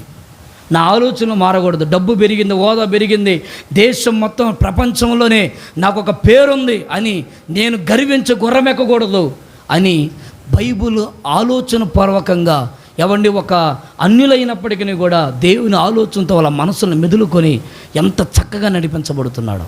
ఈరోజున భక్తి విశ్వాసంలో ఒక స్టెప్ ఎదిగిన వెంటనే చిన్న స్థితి మర్చిపోతున్నావు, భక్తిని తొలగిపోతున్నావు, ఆత్మీయతను దిగజారుచుకుంటున్నావు. భక్తిలో పడిపోతాం. ఇక నా అంతటి వాడు లేడు, ఇక నేను వీరుణ్ణి, నేను ధీరుణ్ణి, నాకంటే ఇక ఎవడు లేడు అన్నట్లుగా మనం వెనకడుగు వేయకుండా ఇష్టం వచ్చినట్టు ప్రవర్తిస్తున్నాం. చాలామంది క్రైస్తవులు ఇలా అయిపోతున్నారు. జాగ్రత్త, క్రైస్తవులు ఎవరు తొందరపడకూడదు. మన స్థితిలోనే మనం జాగ్రత్తగా మనం ముందుకెళుదుముగాక. చేతులు పైకెత్తి చెప్దాం ఆమేనని. కొంచెం గట్టిగా చెప్దాం హల్లెలూయా, హల్లెలూయా, హల్లెలూయా. రెండో మాట చెప్తాను. మొదటి మాట ఏం చెప్పాను చెప్పండి అందరూ. ఆయన ఎలా స్థాపిస్తాడట? మొదట ఉన్న స్థితిని దేవుడు మరలా నీకు దయచేయునుగాక. మొదట్లో నువ్వు ఎంత ప్రేమగా విశ్వాసముతో భక్తిలో ఎదిగావో అలాంటి జీవితాన్ని దేవుడు నీకు దయచేయునుగాక. మొదట్లో దేవుని కొరకు ఎంత మంట, వైరాగ్యం, రోషముగా బ్రతికావో అలాంటి రోషముతో దేవుడు నీ ఆత్మీయ జీవితాన్ని నింపునుగాక. మొదట్లో ఉన్నట్లుగా భక్తిలో మనందరము సంఘముగా మనం ముందుకు వెళ్ళే కృప దేవుడు మనకి దయచేయునుగాక. 2 ద్వితీయోపదేశ కాండం 28వ అధ్యాయం 9వ వచనం. ద్వితీయోపదేశ కాండం 28వ అధ్యాయం, ద్వితీయోపదేశ కాండం 28వ అధ్యాయం 9వ వచనం. నీవు నీ దేవుడైన యెహోవా ఆజ్ఞలను అనుసరించి, చూడండి, ఆయన మార్గములు నడుచుకొనిన ఎడల యెహోవా నీకు ప్రమాణము చేసి ఉన్నట్లు, ఇప్పుడు చూడండి, ఆయన తనకు ప్రతిష్ఠిత జనముగా, గట్టిగా చేతులు పైకెత్తి హల్లెలూయా అని చెప్పండి. హల్లెలూయా. ఆయన తనకు ప్రతిష్ఠ జనముగా నిన్ను స్థాపించును. ఒకటి, మొదటున్న స్థితిని ఇస్తాడట. రెండవది, ప్రతిష్ఠిత జనముగా దేవుడు నిన్ను స్థిరపరచబోతున్నాడు. అంటే ప్రతిష్ఠిత అంటే సమర్పణ. ఈ సమర్పణ ఎలా వస్తుంది అంటే పరిశుద్ధత. 2 పవిత్రత వలన. ఈ సమర్పణ జీవితం ఎలా వస్తుందంటే పరిశుద్ధత, 2 సమర్పణ. అక్క వినాలి, ఈ రెండిటి వలన, పరిశుద్ధత పవిత్రత వలన సమర్పణ జీవితం వస్తుంది. దాన్ని ప్రతిష్ఠత. దేవుడు ఏం చేయాలనుకుంటున్నాడు మనల్ని ఈ మాసంలో అంటే నిన్ను సమర్పించాలి దేవుని సన్నిధిలో. నువ్వు దేవుని కొరకు స్థిరపరచబడమే కాదు, నీవు నీ ఆత్మీయ జీవితము ప్రతిష్ఠించబడాలి. అందుకే బైబిల్ అంటుంది, నిన్ను నీవే దేవునికి ప్రతిష్ఠ చేసుకో, నిన్ను నీవే దేవునికి అప్పగించుకో. నేను ఇలాగుండాలి. ఇప్పుడు ఒక అన్న నాకు ఫోన్ చేశాడు, ఒక వారం అయింది అనుకుంటాను. ఫోన్ చేసి, అయ్యా మరి నేను పెళ్లి చేసుకోవాలనుకుంటున్నాను, ప్రార్థన చేయండి అన్నాడు. చేస్తానన్నా. పెళ్లి చేసుకున్న తర్వాత నేను మంచి ఫ్లాట్ కొంటాను. ఫ్లాట్ కొనిన తర్వాత నేను మంచిగా మాకు పిల్లలు పుడితే ఆ పిల్లలకి ఎంత ఆస్తి నేను సమకూర్చేస్తాను పాస్టర్ గారు. మా అమ్మకు ఒక ఇల్లు కట్టించేసాను, మా అమ్మ మా నాన్న దాంట్లో ఉంటారు. మేమైతే పట్టణంలో ఆ సిటీలో ఒక చిన్న రూమ్ తీసుకుని అక్కడ సెటిల్ అయిపోతాం. ఇంకా పెళ్లి కాల, ఇంకా ఉద్యోగం లేదు, ఇంకా ఏమీ లేల, కానీ ఏం కట్టేసాడు ఊహల్లో అవన్నీ చెప్తా ఉన్నాడు. ఓకే, ఒక దైవజనుడిగా నేనేమన్నానంటే, సరే నువ్వు కోరుకున్నావు కదా, నువ్వు కోరుకున్నవన్నీ నీకు జరుగును గాక.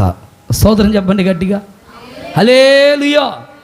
ఇప్పుడు ఒక వ్యక్తి తన ఫ్యూచర్ ప్లాన్ అంటారు అనమాట. అంటే అర్థం ఏంటి?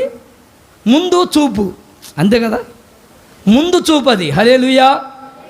ముందు చూపు అంటే ఇప్పుడు 100 రూపాయలు వచ్చాయి, ఈ 100 రూపాయలకి ఈరోజే తెచ్చుకొని శుభ్రంగా తిని ఇక రేపు దినం నోరు తెచ్చుకొని చూడాలని కాదు. దాన్ని ముందు చూపు అనరు. ముందు చూపు అంటే ఈ 100 రూపాయలు ఉన్నాయి, ఈరోజు ఖర్చు పెడితే రేపు దినం మరి పిల్లలు ఉన్నారు కదా, మరి ఏమైనా అవసరం వచ్చిద్దాం, ₹1 పక్కన పెడదాం, ₹1 వాడదాంలే అని దాన్ని ఏమంటారంటే ముందు చూపు అంటారు. భవిష్యత్తు గురించిన ఆలోచనలు. ఇప్పుడు మన ఆలోచనలు ఎలా ఉండాలి? సంఘములో లోకములో ఉండే ఆలోచనలు అక్కలారా, అమ్మ తల్లి, లోకములో ఉంటున్న వ్యక్తులు ఆలోచనలు ఎలా ఉంటాయి? మరి ఇప్పుడు ఆత్మీయుల ఆలోచనలు ఎలాగ ఉండాలి? నేను నా స్థితి, నా ఆత్మీయ జీవితాన్ని నేను నా దేవుని మందిరంలో స్థిరపరచుకోవాలి, నా కుటుంబాన్ని స్థిరపరచుకోవాలి, నా పిల్లల్ని స్థిరపరచుకోవాలి, నేను నా మందిరంలో ఏదో ఒక వంతు నేను ఒక స్థిరముగా నిలబడాలి, ఒక స్తంభంగా నేను కనబడాలి, నేను ఒక మంచి పరిచారకుడిగా ఉండాలి, నేను సేవకుడి దగ్గర ఒక కుడి భుజముగా ఎడం భుజముగా నేను నిలబడాలి, నేను సంఘంలో ఒక మూల కారణంగా ఉండాలి, నా కుటుంబం అంతా ఆ విధంగా ఉండాలి అనే ఆశతో సంఘంలో ఉంటున్న బిడ్డలు బతకాలి. ఇప్పుడు యేసయ్య ఏమంటారో తెలుసా? ఆ విధముగా నేను మిమ్మల్ని ప్రతిష్ఠించబోతున్నాను. చేతులెత్తి పైకెత్తి చెప్పండి గట్టిగా, హల్లెలూయా. నేను మిమ్మల్ని ఆ విధంగా స్థిరపరచబోతున్నాను. అంటే సంఘములో నీ స్థితి ఎలాగుండాలో నువ్వే ప్రతిష్ఠించుకో. ఒకసారి నీ చేతులు ఇట్లా చూపి అమ్మా, అందరూ మీ కుడి చేతులు ఎక్కడ చూపిండి, ఇక్కడ పెట్టుకోండి, గుండె మీద పెట్టుకోండి. ఎలా? అయ్యా, నా స్థితి ఎలా ఉంది ఒకసారి ఆలోచన చేయండి. ఎలా ఉన్నావు? ఎలాగున్నావు ఆలోచన చేయండి. చేసి ఇలా ఉండకూడదయ్యా, నేను ఈ మందిరంలో ఏదో ఒక ఉపయోగపడే బిడ్డగా నేను మారాలయ్యా, నన్ను వాడుకోయ్యా, నన్ను ఒక స్తంభంగా నిలబెట్టయ్యా, నేను నీకు పనికి రావాలయ్యా, పనికిరాని వాడిగా నేను ఉండకూడదయ్యా, నేను నీకు ఉపయోగపడాలని ఒక చిన్నగా కళ్ళు మూసి అందరూ ఒక మాట అడగండి. అందరు కళ్ళు మూసి, అయ్యా నేను వచ్చి పోయే వ్యక్తిగా నేను ఉండకూడదు, నా ద్వారా నీకు పని జరగాలి. నన్ను చూస్తే అరే పలాని వ్యక్తి మందిరంలో ఒక మంచి మూల స్తంభం రా, కుడి భుజం రా, పాస్టర్ గారికి, సేవకులకి కుడి భుజం, సంఘానికి కుడి భుజం, మందిరములో ఈ ప్రాంతంలో ఒక కుడి భుజం వాళ్ళు, మంచి విశ్వాసులు, మంచి నమ్మకస్తులు, ఖర్చు పెట్టే యోధులు, దేవుని కొరకు ఎంత పనైనా చేస్తే కష్టపడే తత్వం కలిగిన వాళ్ళు. ఆ మనసు నాకు రావాలయ్యా.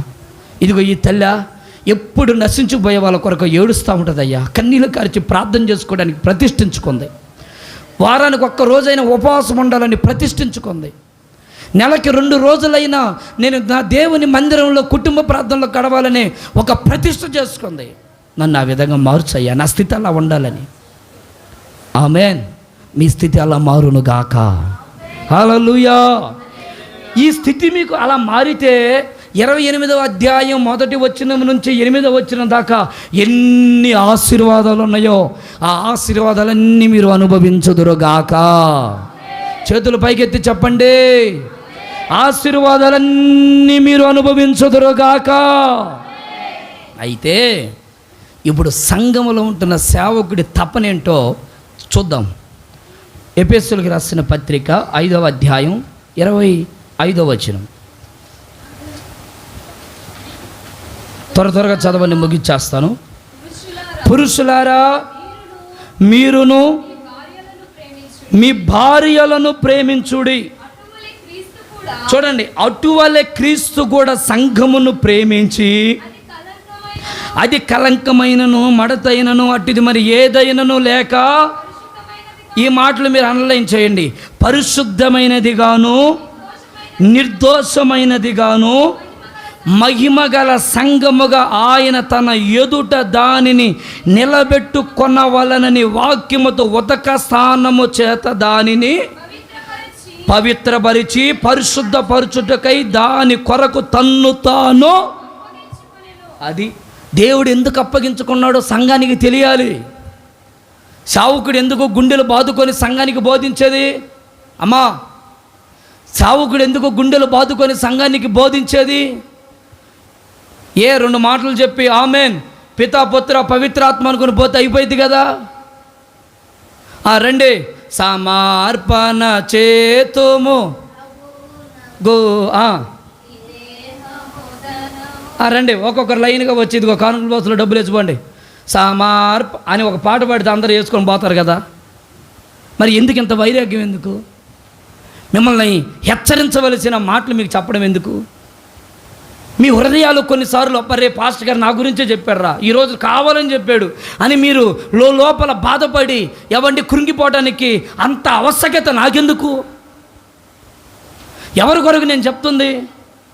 సంఘము దేవుని ఎదుట నిలబెట్టవలనని దేవుడే తన్ను తాను అప్పగించుకున్నాడు. స్తోత్రం చెప్పండి గట్టిగా. ఎందుకు దేవుడు బలి అయిపోయాడు?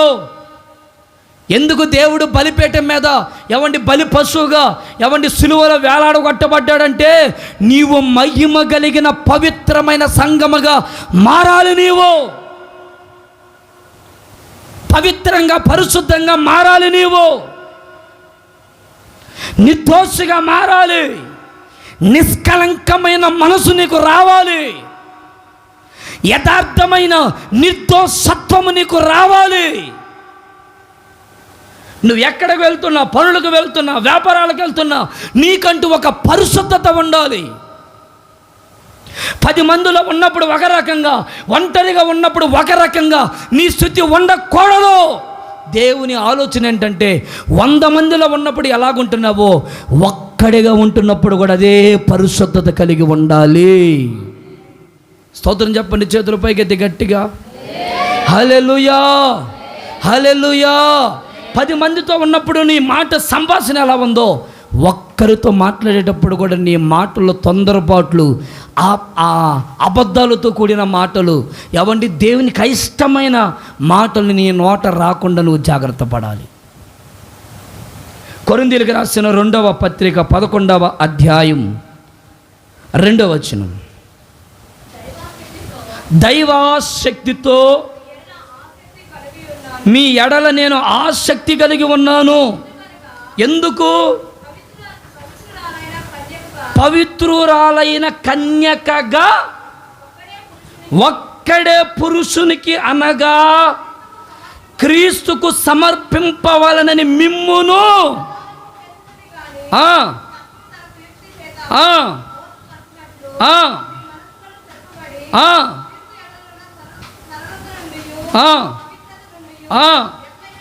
తొలగిపోతారేమోనన్న భయం. ఎందుకు భయం? సంఘానికి, సేవకుడికి ఒక ఆదివారం వస్తే సరిపోదా? ఎందుకు శుక్రవారం శనివారాలు ప్రార్థన? ఎందుకండి బుధవారం ప్రార్థన? ఎందుకు ప్రత్యేక కూడికలు ప్రార్థన? ఎందుకు సువార్త కూడికలు, సభలు? సంఘము మోసపోకుండా ఉండునట్లు, అంటే మోసపరిచే ఆత్మ తిరుగులాడుతుందని అర్థం. ఒక 2 వ్యక్తులు ఇటరండి. ఎవరున్నారు అక్క? రండి ఇటరండి, మీ 2 ఇటరండి తొందరగా రండి. హల్లెలూయా, స్తోత్రం చెప్పండి ఒకసారి గట్టిగా. చూడండి ఇట్రా. ఇతను ఎవరంటే కన్యక. ఎవరు చెప్పండి? కన్యక అంటే పెళ్ళయిందా, పెళ్ళి కాందా?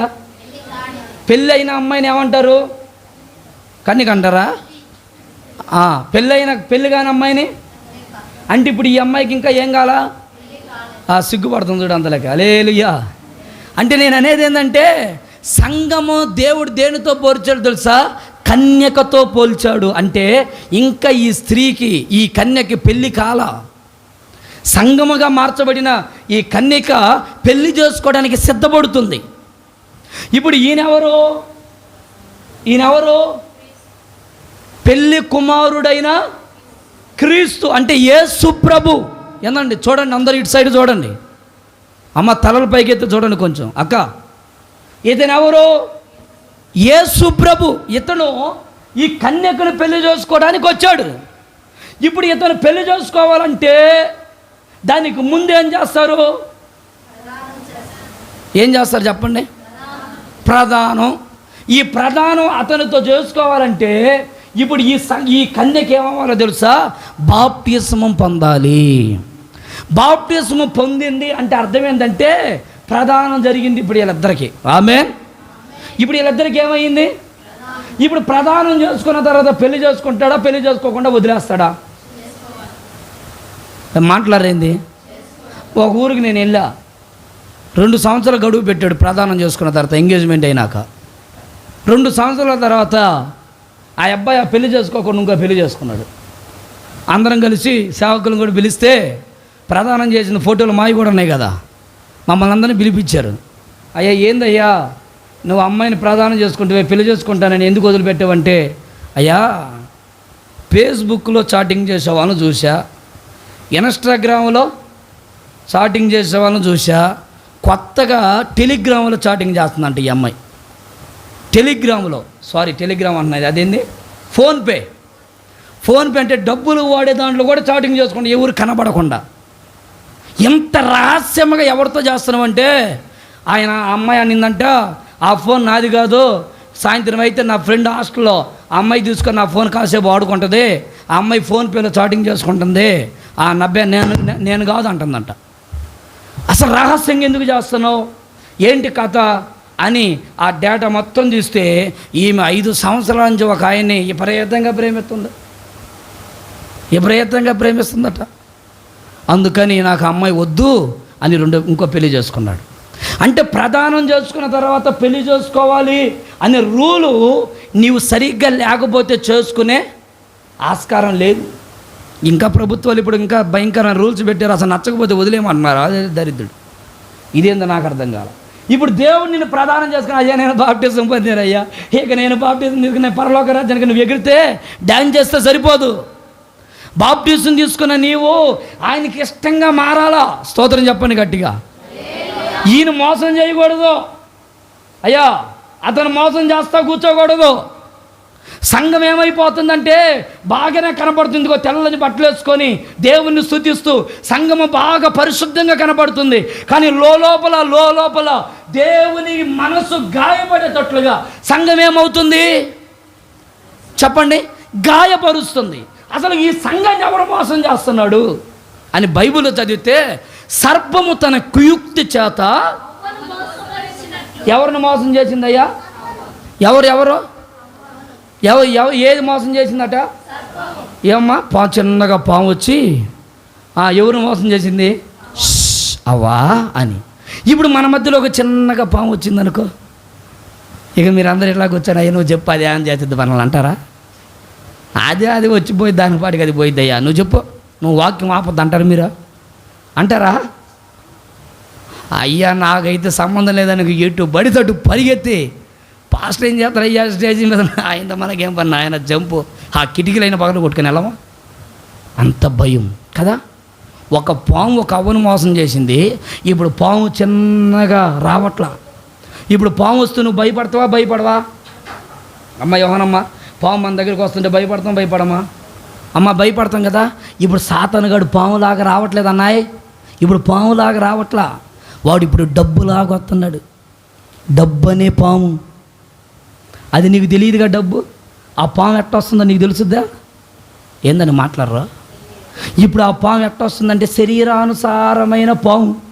అబ్బా చూడరా, ఆ టీవీ చూడు, ఆ సినిమా చూడు, ఏం కాదులే, అబ్బాయి ఏముందిలే, కానీ అవన్నీ మనకు తెలియదా? అదిగో ఆ అన్న చూడు, మందిరానికి వచ్చే వాళ్ళు అక్క చూడు ఎట్టున్నారు, నీవు వాళ్ళకంటే పెద్ద గొప్పడు ఏం కాదులే. కానీ వాడు చిన్నగా ఇప్పుడు పాములాగా ఏమవుతున్నాడు? అయ్యా ఏమంటున్నారా?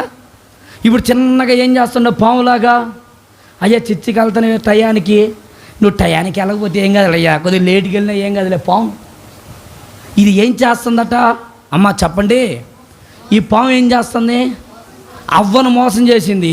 ఇప్పుడు మన వాళ్ళని మోసం చేయడానికి పాము రావట్లా, పాము ఆకారంలో సాతానుగాడు తిరుగుతున్నాడు. డబ్బనే పాము, కులమనే పాము, ఇంకా రకరకాలు ఉన్నాయి.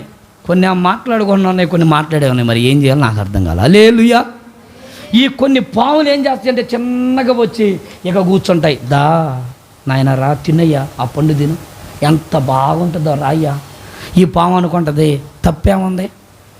ఈ వ్యక్తి ఏమనుకుంటాడు, ఏమైందిలే కానీ ఈరోజు శనివారమేగా, పోకపోతే ఏమైందంట. 3 రోజులు శుద్ధీకరణ కూర్చోబెట్టాం కదా, ఒక పూట అయినా రాయ్యా, ఆ పోకపోతే ఏమైంది బల్లరాదని ఎవడంట ఆయన? ఎవడా చూద్దాం, ఈ వారం పరీక్షిస్తా, ఎవడో ఇస్తాడో లేదో. నన్ను పరీక్షించడానికి వస్తాను ఆయన భక్తుడా. హల్లెలూయా. కొన్నిసార్లు ఈ పాము అట్లా వస్తూ ఉంటుంది, కొన్నిసార్లు మోసం చేయడానికి, బాధపరచడానికి, గాయపరచడానికి. ఇప్పుడు కొన్ని రకాలుగా కోపంతో వస్తుంది పాము. ఆ కోపం నీలో నుంచి చూపిస్తూ ఉంటుంది, ఏ డామ్ డూ అని. అసూయతో వస్తుంది ఇప్పుడు పాము.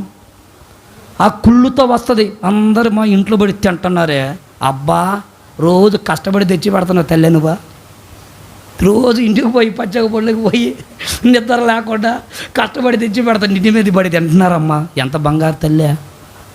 చేసి పెట్టే వాళ్ళు కష్టపడి చేస్తే పెడతా ఉంటారు, అది కష్టపడే వాడికి బాధ ఉండదు, వాడికి వండి పెట్టే వాడికి బాధ. అంటే నేననేది ఏంటంటే వాడు చిన్న గిట్ట మోసం చేస్తాడు, పాములా ఆగొచ్చి పాములా ఆగా. మీకు అర్థమవుతుందా ఈ మాటలు? అర్థమవుతున్నాయా? అయ్యా బల్లారాదనంటగా ఈరోజు నువ్వు కష్టపడిన దాంట్లో కానుక ఇవ్వాలంటగా, వాడంటాడు ఈరోజు నువ్వు చూపించాలగా, నేను హాస్పిటల్ తీసుకోవాలగా, అక్కడ కట్టాలిగా, చిట్టి కట్టాలిగా, పొదుపు కట్టాలిగా. ఎవడు కడతాడయ్యా? పాము కట్టేస్తుంది అన్నీ. అప్పుడు మనడికి ఇంకా అన్నీ మర్చిపోతాడు. అయ్యా దశంబాకాలు ఆడేవనని నాయన దాని ఒళ్ళు అయ్యా ఈడిపోయి టక్కన అనే ఇదిగో దశంబాక సరే నాకు కదా అడుపని మన చూడకూడదు, అది మన చూడకూడదు అడుపని. అబ్బా ఒకవేళ ఇదిగో వాడి పిల్లవాడు బలవంతంగా పోయి ఇచ్చినా ఇక దాని ఇవుడు అటు ఇటు చూసి దిక్కులు చూసి సప్ కనపడకుండా హల్లెలూయా. అంటే ఏమైపోయింది, ఈ పాము నిన్ను భక్తిలో నీకు ఎదగనివ్వకుండా చిన్న చిన్నగా ఏం చేస్తుందట? అందరు చెప్పండి. అది ఇంక పోయి కూర్చొని హల్లెలూయా. పాము మోసం చేసింది అవ్వని, ఇప్పుడు పాము రావట్లా, పాము రూపములో సాతానుగాడు తిరుగుతున్నాడు. సంగమా జాగ్రత్త జాగ్రత్త. అందుకే నిన్ను నీవే ప్రతిష్ఠించుకో, ఇక ఎవ్వడు నీ జోలి రాడు. నువ్వు దేవుని కొరకు నేను బ్రతుకుతా, రోషంగా ఉంటా, నువ్వు సమర్పించుకో, ఎవడు నీ సమర్పణని పోగొట్టలేడు. అయ్యా ఎన్ని ఆటుపోట్లు నా ఎదుటన్నా నా ప్రభు నేను విడిచిపెట్టను అని నీ గుండెల్లో నిబంధన చేసుకో. మీ నాన్నగారు వచ్చి అయ్యో చర్చికి వెళ్తావా ఎలా మాకో, అమ్మగారు వచ్చి చర్చికి వెళ్తావా ఎలా మాకో అంటే నువ్వు వెంటనే సరేనమ్మా నేను వెళ్ళంలే, సరేలేనా నేను వెళ్ళంలే అని అనుకో. నిన్ను నీవు ప్రతిష్ఠించుకుంటే సావో రేవైన దేవుని సన్నిధిలో తెలుసుకొని బయటికి వెళ్తావు. హల్లెలూయా. చేతులు పైకెత్తి గట్టిగా చెప్పు హల్లెలూయా హల్లెలూయా. ఈ సర్పం చేసే పనులు చిన్నగా ఏం చేస్తుందట? సినిమాల వైపు తిప్పుతుంది, డబ్బు వైపు తిప్పుతుంది, లోకం వైపు తిప్పుతుంది, వ్యాపారాల వైపు తిప్పుతుంది. జాగ్రత్త జాగ్రత్త. పాము అంత సామాన్యమైనది కాదు, పాము అంత సామాన్యమైనది కాదు, చాలా భయంకరమైంది, చాలా భయంకరమైన పాము అది. హల్లెలూయా హల్లెలూయా. ఒక అయ్యగారు మన కావలి మీటింగుల్లో వెళ్తే ఆయన ప్రార్థన చేయమని చెప్తున్నాడు. ఏమయ్యిందయ్యా అంటే రాత్రి అయితే పాములన్నీ వచ్చి కళ్ళ తన్నుకుంటున్నాయి అట, డిషన్ అని. నిద్ర పోతుంటే పాములే కనపడుతున్నాయి అట, ఇంకో కళ రావట్లా. చిన్న పాములు పెద్ద పాములు. దోషం అది, అదొక చీకటి. బాగా నువ్వు ఉపవాస ప్రార్థనలో కన్నీళ్ళు గార్చి ప్రార్థన చేసుకో. ఈ 4 రోజుల తర్వాత నీకు ఇంకా ఆ చీకటి ఆ శాపం నీకు కనపడదని చెప్పాను. మొదట్లో కన్నీళ్ళు గార్చి ఆయన ప్రార్థన చేసుకున్నాడు. చివరిలో దైవజనుడు ప్రవచనం ఎత్తి మాట్లాడుతూ ఉన్నాడు. ఇక్కడ ఒక సహోదరుడి కళ్ళలో భయంకరమైన పాములు తిరుగుతూ ఉన్నాయి, భయంకరమైన పాములు కలలు వస్తున్నాయి. ఆ పాముల కళ్ళతో నువ్వు భయపడుతున్నావు, దేవుడు వాటన్నిటిని కొట్టివేస్తున్నాడు ఆ దోషాన్ని అని చెప్పాడు. నువ్వు దేవుని సన్నిధిలో స్థిరపరుచుకొని నీ మనసుని కట్టుకుంటే నీ కొరకు దేవుడు ఏదైనా చేస్తాడు. అది నేను చెప్పే మాట. హల్లెలూయా. చెప్పండి చేతుల పైకెత్తి కొంచెం గట్టిగా. అహరోను కర్ర చిగురించబడిందని బైబిల్లో ఉంది కదా. ఎందుకు చిగురించబడిందట? అహరోను ప్రతిష్ఠితుడు, అంటే సమర్పణ కలిగిన వ్యక్తి. నిన్ను నువ్వు సమర్పించుకో. నేను దేవుని సన్నిధిలో ఇలా ఉండాలి, ప్రతి వారం నేను చర్చి మానకూడదు, ప్రతి బల్లారాధన రోజు నేను చర్చి మానకూడదు, నాకు కలిగిన దాంట్లో నేను దేవునికి ఇవ్వాలి, నేను ప్రతిరోజు ఏదో ఒక పరిచర్య నా దేవుని సన్నిధిలో చేయాలి, నా సేవకుల దగ్గర నేను ఇలా ఉండాలి, నా విశ్వాసుల దగ్గర నేను ఇలా ఉండాలి, నా భక్తి నేను వారానికి ఒక్క రోజైనా ఉపవాసం ఉండి ఇలా చేసుకోవాలని నిన్ను నీవు ప్రతిష్ఠించుకో. దేవుడు నీ సమర్పణని దీవించునుగాక, దేవుడు దాన్ని స్థిరపరుచునుగాక. 3వ మాట చదివిస్తాను, తొందరగా ముగిచ్చేస్తాను. యెషయా ప్రవచన గ్రంథం 54వ అధ్యాయం 14వ వచనం. నీవు నీతి గల దానవై స్థాపించబడుదువు, భయపడనక్కరలేదు. నీకు బాధించువారు ఏమైపోతారట? దూరముగా అయిపోతారు. స్తోత్రం చెప్పండి గట్టిగా. ఇక్కడ ఒక స్త్రీ గురించి బైబిల్లో రాయబడింది. బైబిల్ చెప్తుంది, నీవు నీతి గల దానివై స్థాపించబడుదువు. చూడండి, చాలా ఆటుపోట్లు, చాలా బాధలు అక్కడ మనం ఆ వ్యక్తుల గురించి చదువుకుంటూ వస్తే ఆ వ్యక్తి గురించి మనకు కనబడతా వస్తాయి. శోధనలు ప్రతి మనిషికి వస్తాయి. వింటున్నారమ్మా? శోధనలు ప్రతి కుటుంబానికి వస్తాయి, ఒక్కరికే రావు. నువ్వు యేసయ్యను నమ్మినా నమ్మకపోయినా ఖచ్చితంగా శోధనలు వస్తాయి. యేసు ప్రభు నమ్ముకుంటేనే కాదు, నమ్మకపోయినా వస్తాయి శోధనలు. శోధనలు వచ్చిన తర్వాత ఈ శోధనలో నిలబడడం అనేది చాలా గొప్ప విషయం. ముఖ్యంగా స్త్రీలు, పురుషుల కంటే స్త్రీలు నిలబడడం అనేది చాలా గొప్ప విషయం. 10 మంది వ్యభిచారపు స్త్రీలు మనకు కనబడినప్పుడు వాళ్ళలో ఒక్క స్త్రీ ఉంటే, అక్క మీరందరూ ఇట్లా చేస్తున్నారు, అది మీ కరెక్టా, ఇది తప్పు కదా అని ఫస్ట్ రోజు నువ్వు ప్రశ్నిస్తావు. 2వ రోజు వాళ్ళ సమాధానం ఉంటావు. 3వ రోజు వారితో పాటు కలిసి నువ్వు ఏకీభవించి వెళ్ళిపోతావు వాళ్ళ వృత్తిలోకి. కారణం ఏంటంటే నీ నీతి అక్కడ తప్పిపోయింది, నీ నీతి అక్కడ చెడిపోయింది. ఈ స్త్రీ గురించి రాయబడింది, ఎన్ని సంవత్సరాల నుంచి నువ్వు గొడ్రాలుగా ఉన్నావు, నీకు పిల్లలు లేరే అనే ఆ మాట ఆ వ్యక్తిని బాధిస్తూ ఉంది.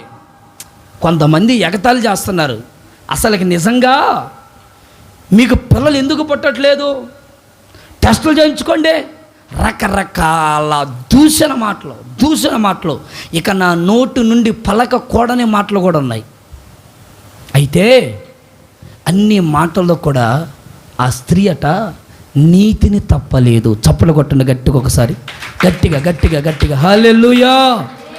నీతిని తప్పలేదు.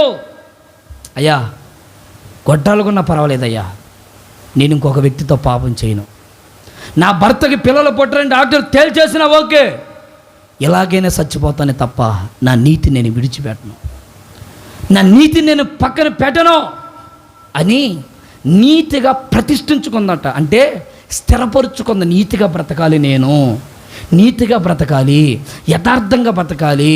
10 మంది ఎలా బ్రతికితే నాకెందుకు, పలానా కుటుంబం ఏమైపోతే నాకెందుకు, పలానా ఎంత విచ్చలవిడిగా తిరిగితే నాకెందుకు, నేనైతే నీతిగా బతకాలి, నేనైతే పరిశుద్ధంగా బతకాలి, నేనైతే నమ్మకంగా బతకాలి, నేనైతే దేవుడు నన్ను చూస్తున్నాడని భయముతో బ్రతకాలి అన్న కొన్ని సంవత్సరాలు భర్త చనిపోయినా నీతిగా బతికిందని బైబిల్ చెప్తుంది. అపోస్తల కార్యాల్లో, లోక సువార్తలో. ఎందుకంత నీతిగా బతికింది? దేని కొరకు? నీతిగా బ్రతికితే నీతిలో ఉన్న ఆశీర్వాదాలు ఎన్నో దాచబడ్డాయి. ఆమేన్. ఎందుకంటే యేసయ్య నీతిపరుడు. స్తోత్రం, హల్లెలూయా. నీతిగా బ్రతికే వ్యక్తి ఎలాగుంటాడు? ఆ ఒక్క మాట చెప్పి నేను ముగిచ్చేస్తానండి. అక్కడ సౌలు దావీదును చంపాలని తిరుగుతున్న రోజులవి. ఒక రోజు వచ్చింది, షార్ట్కట్లో చెప్తున్నాను ఏనండి. ఒక రోజు వచ్చింది, దావీదుకి సౌలు దొరికితే అక్కడ పక్కనున్నటువంటి సైనికుడు సైనికుడు పేరేం పేరు? అభిషై. ఈ అభిషై ఏమంటారు తెలుసా? దావీదు రాజా దొరికాడు సౌలు, ఒక్క పోటుకే చచ్చిపోతాడు, పొడి చేయమంటావా? ఒక్క మాట ఆజ్ఞావివ్వు రాజా, దొరికాడు, ఏ చేస్తాను ఇప్పుడే.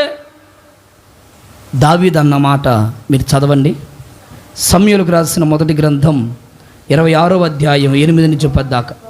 గట్టిగా, యెహోవా చేత అభిషేకము నొందిన వానిని నేను చంపను.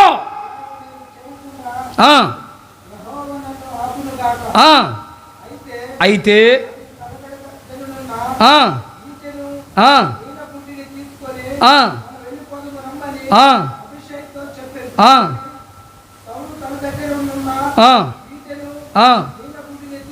ఆ, ఆ, ఆ, 8-9 వచనం చదువునా. దావీదు నువ్వు అతన్ని చంపొద్దు, యెహోవా చేత అభిషేకము నొందిన వానిని చంపి, గట్టిగా ఆ మాటని చంపి నిర్దోషం అగుట ఎవనికి సాధ్యం? ఆ మాటల్లో ఉన్న రోషం చూడు. ఇప్పుడు చంపావు, ఎవరు చూడట్లేదు, ఎవరు చూడట్లేదు, ఎవరు చూడట్లేదులే, పొడి చేయరా సౌలుని, పొడి చేయరని నువ్వు పొడి చేసావు. ఇప్పుడు దేవుని దగ్గర నీతిగా నేను పరిశుద్ధిని, నిర్దోషిని అని నువ్వు చెప్పుకోగలవా? అయ్యా మేము చెప్పుకోలేమయ్యా, మేము చెప్పుకోలేము. ఎవడికి సాధ్యం? ఎవ్వడికి సాధ్యము లేదు. ఎవడు నిర్దోషిగా అలా ఉండలేడు. ఒక వ్యక్తి నిర్దోషిగా మారాలంటే ఆ వ్యక్తిని దేవుడే పరిశుద్ధపరుచునుగాక, దేవుడే పరిశుద్ధపరుచునుగాక. అవకాశం దొరికింది కదా అని పాపంలో పడద్దు. ఏమీ లేదులే, ఇక్కడ ఎవరు చూడట్లేదులే, మంచి అవకాశము కదని పాపపు మాటలు ఉచ్చరించద్దు. ఇది తగిన సమయమేలే, తప్పేముందులే, ఇక్కడ రహస్యమైన చోటులే అని నీ జీవితాన్ని, నీ శరీరాన్ని నువ్వు అపవిత్రపరుచుకొని దేవుని దగ్గర వచ్చి నిలబడితే నువ్వు అనుకోవచ్చు, నేను దేవుని సన్నిధిలో ఎవరు నన్ను చూడలేదులే, ధీమాగా నుంచుకొని అయ్యా నేను నీతిమంతున్నే అని బల్లారాధనలో పాలు బొందులు పొందినా పళ్ళలో ఉన్న మహిమను అనుభవించలేవు. జాగ్రత్త. బల్లలో ఉన్న యేసయ్య శరీరం, యేసయ్య రక్తములో ఉన్న ఆ మాధుర్యాన్ని, ఆ మహిమను, ఆ ప్రసన్నతను, ఆ శ్రేష్టమైన విడుదలను నువ్వు అనుభవించలేవు. ఎందుకు అనుభవించలేవో తెలుసా? నువ్వు ఈడకొచ్చి నేను నీతిమంతుణ్ణి, ఎవరు చూశారు నా పాపాన్ని, ఎవరు చూడలేదని ఒకవేళ నువ్వు ఇక్కడ ధీమాగా వచ్చి నిలబడ్డా నీ పాపాన్ని బట్టి నువ్వు నిర్దోషిగా మారలేవు. అందుకని ప్రభువా, యేస్కేలు గ్రంథంలో రాయబడింది, అయ్యా మా మీద శుద్ధ జలాన్ని చల్లు. చదవండి ఆ మాట ఎక్కడుంది? 36లో, యేస్కేలు ప్రవచన గ్రంథం 36:25లో, మీ అపవిత్రత యావత్తు పోవునట్లు నా మీద చల్లయ్యా. ఎందుకు శుద్ధీకరణ కోటాలు అన్నాయ్ అమ్మా? ఎందుకు శుద్ధీకరణ కోటం? మన అపవిత్రత తొలగిపోయి మన మీద శుద్ధ చలం చల్లబడ్డానికి, మనం పరిశుద్ధంగా మార్చబడ్డానికి, దేవుని ఎదుట కళంకము లేని మహిమ కలిగిన వ్యక్తిగా ఆయన ఎదుట నిర్దోషిగా కనబడి, ప్రభువా నా అపరాధాలు క్షమించయ్యా. ఒకవేళ ఈ నెలలో తెలుసో తెలియకో మాటల ద్వారా, క్రియల ద్వారా, చూపుల ద్వారా, ఆలోచనల ద్వారా, ప్రవర్తన ద్వారా పాపం చేసినామో, తప్పు చేసినామో, మాట్లాడని మాటలు మాట్లాడేనేమో, నన్ను క్షమించయ్యా. నేను పరిశుద్ధుని కాదయ్యా, నేను నీతిమంతుని కాదయ్యా, నేను అపవిత్రునయ్యా. కానీ నా అపవిత్రత ఎలా పోయిద్దో తెలుసా? నా పాపం ఎలా పోయిద్దో తెలుసా? ఒక భక్తుడు ఆ మేలులు అనే పాటలో ఒక భక్తుడు ఆ పాట రాస్తాడు, ఆరాధన చేస్తూ ఉండగా మన పాపం అంతా తొలగిపోయిద్దని. ఆరాధన చేస్తూ ఉండగా ఏమైపోయిద్దంట? చెప్పండి, ఏమైపోయిద్ది? పాపములు చేశాను నేను, నీ ముందర తల ఎత్తలేను, క్షమించగలిగని మనసు ఓదార్చింది ఆరాధనలో.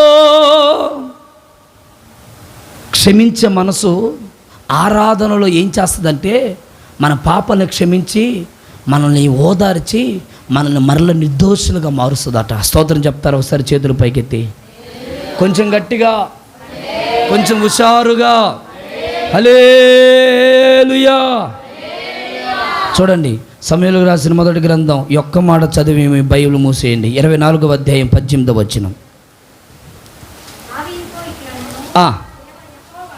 యెహోవా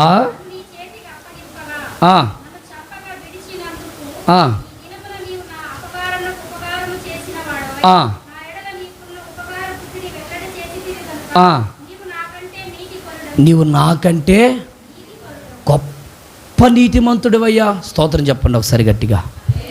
హల్లెలూయా.